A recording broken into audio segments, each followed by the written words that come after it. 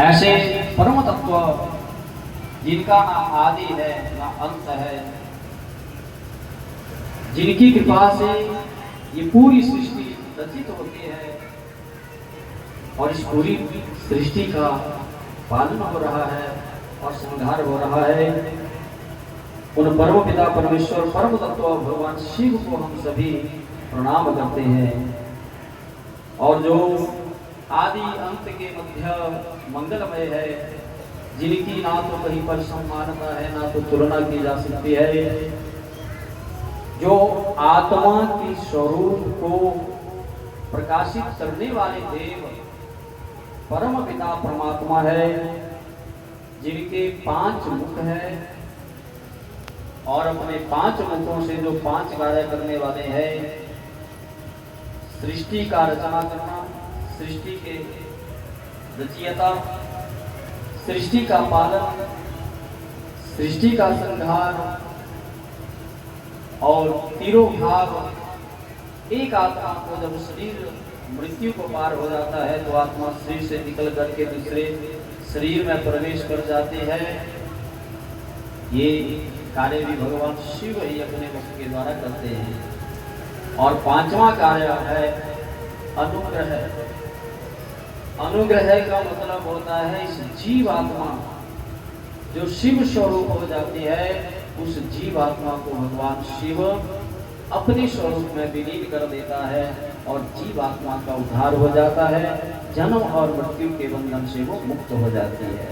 ये 5 कार्य भगवान शिव अपने 5 मुख से करते हैं। ऐसी भगवान शिव की पावन कथा का हम सभी रसपान कर रहे हैं।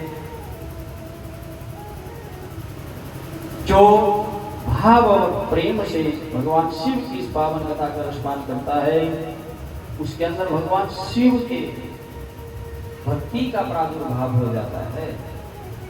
तो ये कथा प्रयागराज में सूत जी महाराज सुना रहे हैं, जो व्यास ऋषि के अनन्य, व्यास ऋषि के प्रिय शिष्य है। 88,000 ऋषि इस कथा का रसपान कर रहे हैं। और यही कथा नंदी महाराज सुना रहे हैं, नंदी किशोर महाराज सुना रहे हैं और सनकादि ऋषि इस कथा का रसपान कर रहे हैं। तो सनकादि ऋषियों ने प्रसन्न किया कि महाराज, हमने कल की कथा में भगवान के 11 रुद्रों की कथा का रसपान किया। किस प्रकार से 11 रुद्र उत्पन्न हुए, किस प्रकार से वो कार्य करते हैं, किस प्रकार से वो जीवन का उद्धार करते हैं। और आज हमें प्रभु भगवान शिव के 12 ज्योतिर्लिंगों का किस प्रकार से प्रादुर्भाव हुआ, ये कथा रसपान करना चाहते हैं। प्रभु हमें सुनाइए, भगवान शिव के ज्योतिर्लिंग क्या है और किस प्रकार से किसने इनकी स्थापना करी है, हम ये जानना चाहते हैं।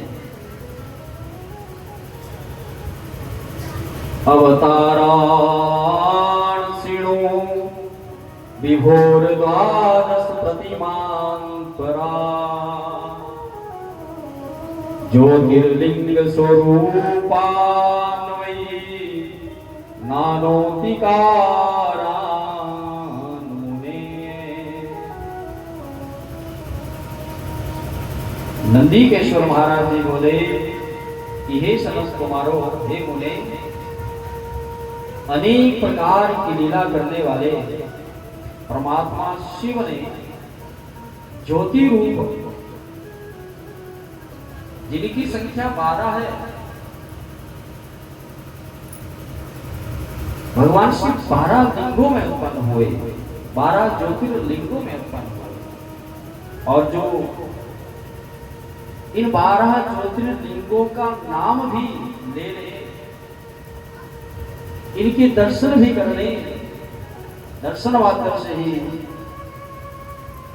शिव भक्त को भगवान शिव की प्राप्ति होने लगती है। उनके अंदर भगवान शिव के प्रति भक्ति का प्रादुर्भाव होने लगता है उनके कई पाप दूर हो जाते हैं और अंततः भगवान शिवमय होकर के भगवान शिव के पद को प्राप्त कर जाते हैं। सौराष्ट्रे सोमनाथ श्रीशैले मल्लिकार्जुनः उज्जयिन्यां महाकालम् ओमकारे च ममलेश्वरः केदारो हिमवत् पृष्ठे डाकिन्या भीमशङ्करः वाराणस्यां च विश्वेशं त्र्यम्बको गौतमी तटे वैद्यनाथं विश्वाकं भूम्यो नागेषु दारुकावने सेतुबन्धे च रामेशो विश्वेश्च शिवालय।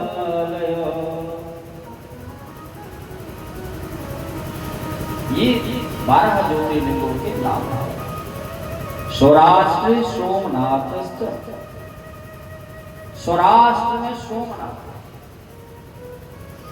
सौराष्ट्र का हुआ गुजरात, द्वारिका गए होंगे। द्वारिका से लगभग 100 किलोमीटर की दूरी पर सोमनाथ जी महाराज विराजमान है। समुद्र के किनारे, समुद्र के तरफ। सौराष्ट्रे सोमनाथश्च श्रीशैले मल्लिकार्जुनः। और श्रीशैल पर्वत पर मल्लिकार्जुन। शैल पर्वत कहां पर हुआ? जहां पर कार्तिकेय महाराज जी विराजमान थे,